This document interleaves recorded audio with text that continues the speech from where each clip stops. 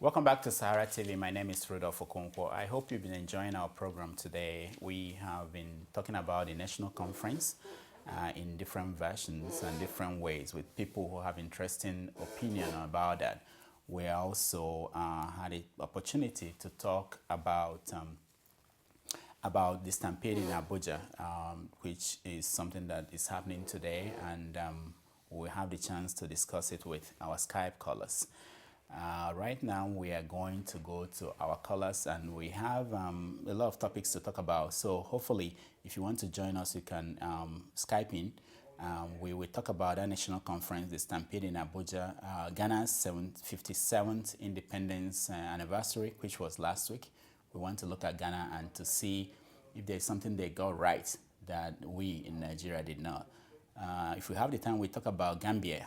They have been planning to get rid of English language as the official language. So, and then Boko Haram, the last battle that took place in Maiduguri this week. We want to look at what is going on, the trend. But we will go into it by talking to our Skype callers. From Geneva, we have Hansen. Hansen, welcome to Sahara TV. Thanks so much, Rudolf.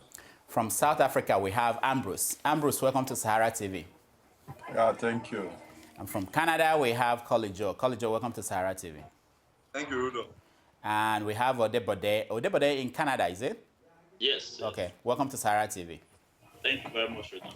All right, so let's begin with the national conference. We spoke to John Dis Mohammed a little while ago, and he's going to the national conference, but he believed that it is a confusing conference. He thinks that nothing will come out of it. And also we spoke to Gaskia, who is also going, and he represents the civil society. He believes it's an opportunity for us to discuss some of the key issues holding Nigeria back, and he's comfortable and confident that something will come out of it. Now, Hansen, let me come to you first. This conference is starting next week on Monday. It's going to cost 7 billion. Yeah. And for each of the delegates, there are 493 delegates. They are getting 4 million for accommodation. Do you think it's worth this money that we are spending? Number one, I'm in support of the conference anyway.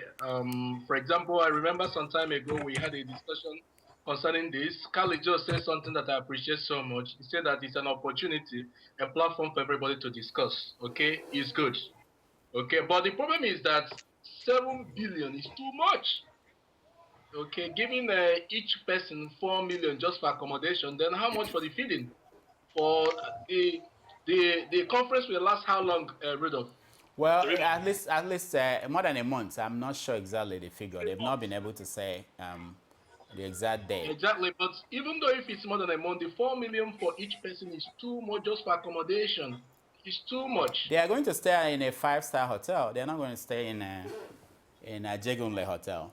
So no, that is where the problem is all about. I think the money they map out for it is too much. Okay, if it is a question of discussing, yes, it's good to discuss, but you cannot use 7 billion naira for a discussion for just 4 weeks. It's too much. okay, I'll come back to you. Ambrose, tell Yes. me, if you were there, what would be the main issue you want to discuss, and how do you want to present it?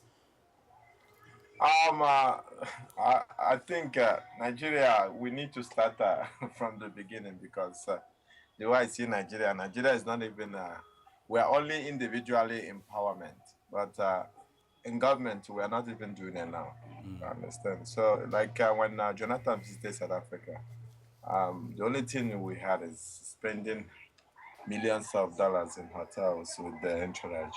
So to me, we have to start from the beginning because Nigeria, I don't see Nigeria doing well. Look at South Africa. South Africa now, a black man is ruling this country, but the way the development is going, and they compete with the Western world. You see, so to me, I don't know where to start because Nigeria, we need to start from the beginning. All right. We'll come back to you. College-O, you are at the conference. What will be the first thing you present, and how will you table that? Good. I'm at the conference, or if I'm you're a delegate. You're a delegate, yeah. A delegate. If I'm able to represent someone that represents certain people, yeah. First thing would be job.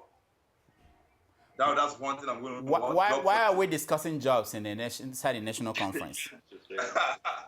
Okay, why is really important because because if you look at what's going on in the country, like the security issue and everything, it's a result of unemployment rates. Okay. Because if the people are employed, it keeps them busy. They say an idle man is a devil's workshop. If I'm idle at home for a year, I could, the devil will be pushing some things to my head. Even if not devil, you yourself, you'll be implementing some things you want to do. So, but if the youths are employed, then it gives them. Okay. Okay. How will you present it? What will you say? What will I say concerning jobs? First of all, if I will tell them, I will give them the statistics of the unemployed people in my own delegate to start with, the place I'm representing, and I will tell them these are the number of graduates we have every year. So, and I'm presenting it to the president and saying this is the allocation of money they allocate to our own zone, and this is the money they allocate to for jobs. So why are we not seeing it? So I want to question those allocation of money to that particular area. Okay. Who is in charge? Yeah. So those are the things I will present for jobs. Okay.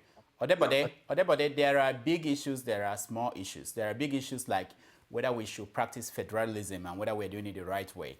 There are small issues like security votes, immunity for politicians.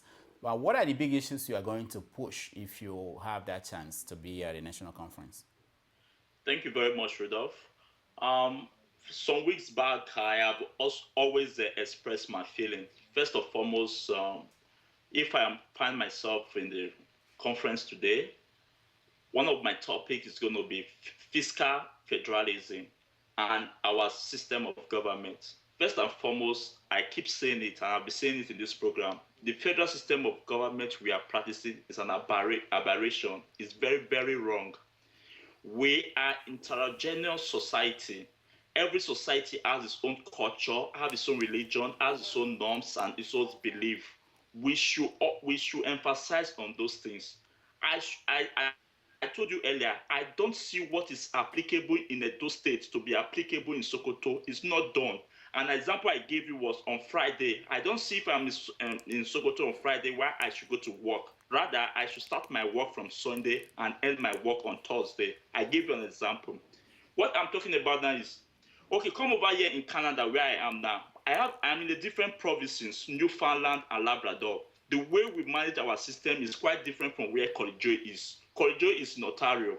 It's quite different system. I don't even know what is going on there. If I leave this province and go to Corridor province tomorrow, I have to go through their certification, understand their professional body and how the system works. That is how it's supposed to be.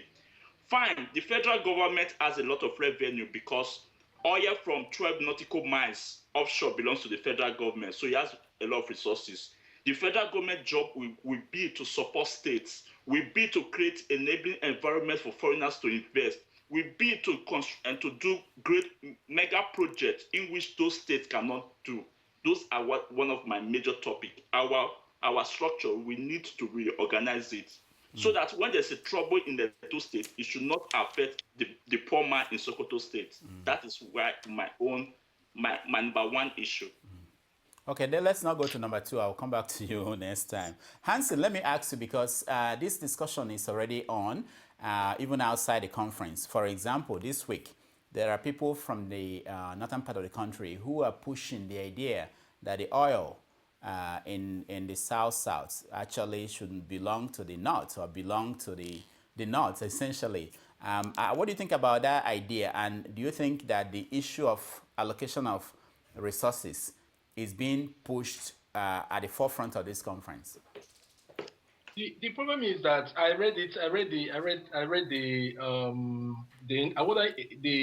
the report. In fact, I watched it.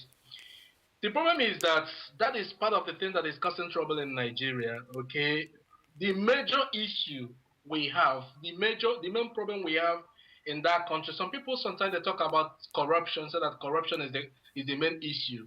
But corruption is not the main issue in Nigeria. The system, because the system we have in place encourage corruption. And that is why someone like that will open his mouth and spewing nonsense. You got the point. So, but according to what Odebodo said, he said that the system needs to be changed. We need to change our system in the sense that every state or each region should develop their own economy. Because Nigeria is a country that we are vast and we are different. Okay, we keep on deceiving ourselves. We are for example, if I give you an example here in Switzerland where we have 4 tribes. You have an Italian tribe, you have French tribe, you have a German tribe, and the Romanish tribe. Okay, as they develop their economy or their region according to their own pace. You get the point. So whenever there is a problem in a French side, it doesn't affect the whole Swiss Federation. You get the point? So that is exactly the same way Nigerian system supposed to be. But in a situation that they say that, this federation that we are practicing, presidential, whatever that we are practicing, is killing the economy, is killing the people. Nigeria will never develop, and also at the same time encouraging corruption. All right, College Joe, let's say the issue of rotational presidency. Some people are suggesting there should be one-term presidency that will rotate along the regional areas. Will you support an idea like that?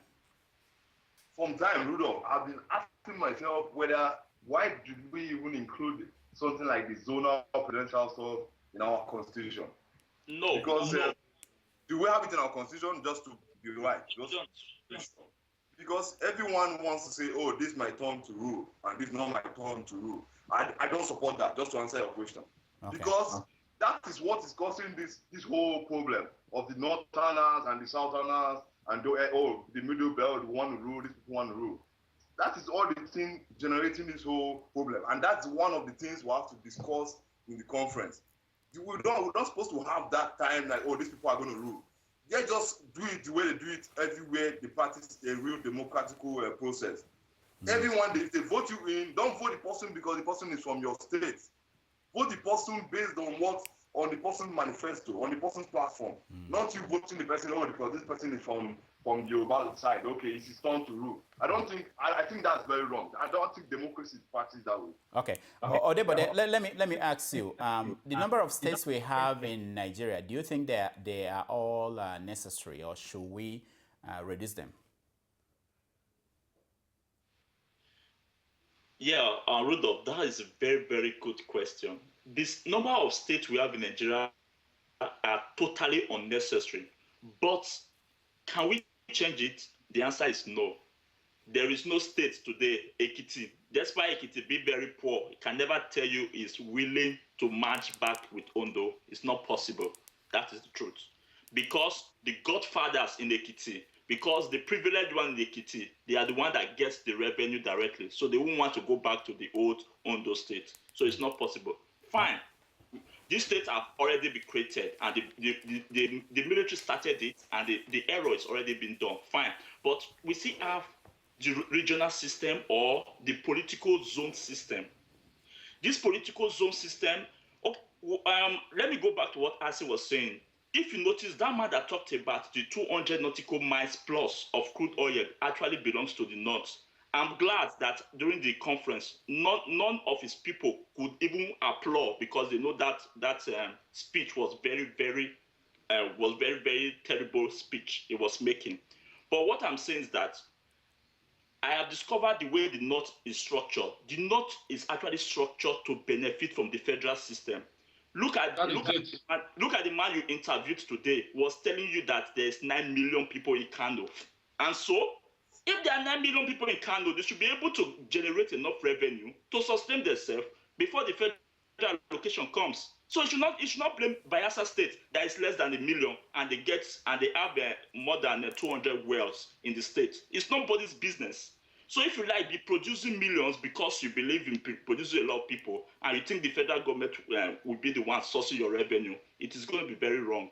So, but what I'm saying is that it's going to be difficult for us to restructure the states. The states should remain where they are. But let's go back. Let's go back to either the political system or the regional system. Why the states remain within those systems, so that every area can design what is best for himself. All right, we are running out of time. We have some Rudolf, guests. No, wait. We have some guests that are coming up in the next 5 minutes, I believe. So let me go to the next topic, which is what happened today in Abuja. People going to look for job, immigration job, and according to the reports, over 60,000 people went there for 3,000 positions, and there was a stampede, and a lot of about 7 to 10 people died. Let me come to you, Hansen. What does that say to you when you read that story? I nearly shed tears, because it shows that the system, we are just busy running failed system. Okay, because something I don't really understand is that when something happened to you, it's a proverb in Igbo language that says that when something happened to you several times, at a time you need to sit down and recall and recalculate. Okay, look for a way forward. We've been practicing this system for years, nothing to show. Okay, look at what is happening when the other time it was Mr. Aliko Dangote that he put a kind of advertisement advert exactly for a worker, a driver, a truck driver, that you need a master or a master degree holder or PhD holder. We have up to 200 or 300, or I don't know how many, whatever, that apply for that job. It's crazy. It will show you that there is no job. Okay, there is no job. All right. Hold on, okay. Well, I want to get to everybody because we are really out of time. College Joe, what is your take on that story? Yeah, I was talking to behind the scene before this program, and we were talking about how this has actually occurred before. I don't know, some years back, and they are still doing it, and this system is not efficient. How can you tell people just come to open stadium? Even Arsenal and Bayern Munich match, you don't have that kind of fans just to watch a game like that. That's the whole. They're calling the whole Emirates Stadium to come and apply for 3,000 jobs. That alone is ridiculous to me. And again, I was wondering, Rudolf, we are assuming something. So let's assume 1,000 job or 1,200 has been secured for just those who know someone or who know another person. So the rest of the jobs that those 6,000 people are going to struggle for it. It just shows you the kind of system we practice in our country. And this is I will call this an eye opener before the conference. So to discuss jobs again in the conference, as I said earlier. Odebode, what happened to internet? What happened to taking exams at different centers? Why should everybody come to Abuja? When the server is too slow. Rudolf, please. This same system was done some years back. I can't tell you the year. This same system of recruitment in Nigerian immigration was done just a few years back. This same incident happened. People died. After the recruitment test, people were invited for training. During the training, people died, both in the east, in the west. This same immigration officer, but there was no accountability. Nobody was called to question. Okay. Nobody was fired. Okay. Nobody was jailed. Odebode. But today, the same thing is happening. Rudolf, why is this country like this? Okay, we don't learn from the past. Odebode, I have to stop you. Thank you so much. Please, guys, I have to stop you guys. Maybe we can come back later, but we have to take some of our guests that we already booked, and we had to postpone the interview with them. I want to thank Hansen in Geneva for joining us, Ambrose in South Africa, College Joe in Canada, Odebode in Canada. Thank you, guys. Okay. Thank you. Okay. When we come back, we are going to talk to Bamidele Aturu and Chido Oduma on the national conference. So stay tuned.